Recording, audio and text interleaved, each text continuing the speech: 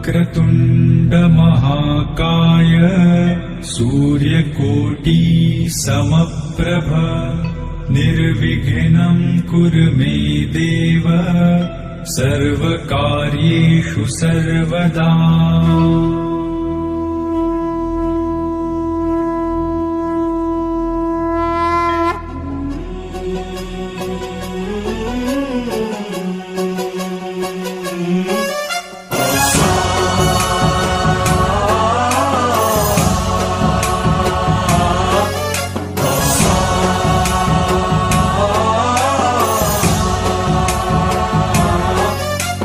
गणनायकाय गणदैवताय गणाध्यक्षाय धीमहि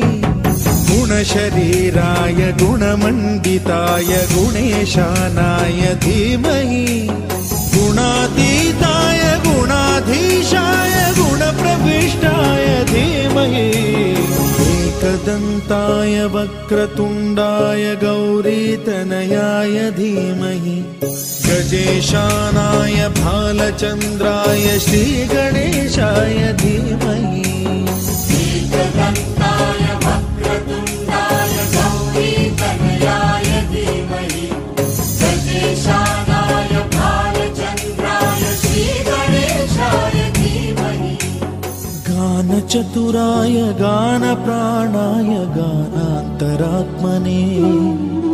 गानोत्सुकाय गानमत्ताय गानोत्सुकमनसे गुरुपूजिताय गुरुदैवताय गुरुकुलस्थायिने गुरुविक्रमाय गुह्यप्रवराय गुरवे गुणगुरवे गुरुदैत्यकलक्षेत्रे गुरुधर्मसदाराध्याय गुरुपुत्रपरित्रात्रे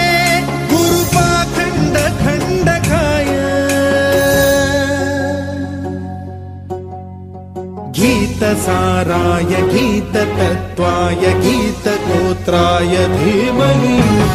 गूढगुल्फाय गन्धमत्ताय गोजयप्रदाय धीमहि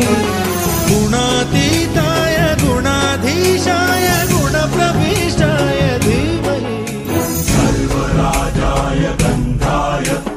सर्वगानश्रवणप्रणयिने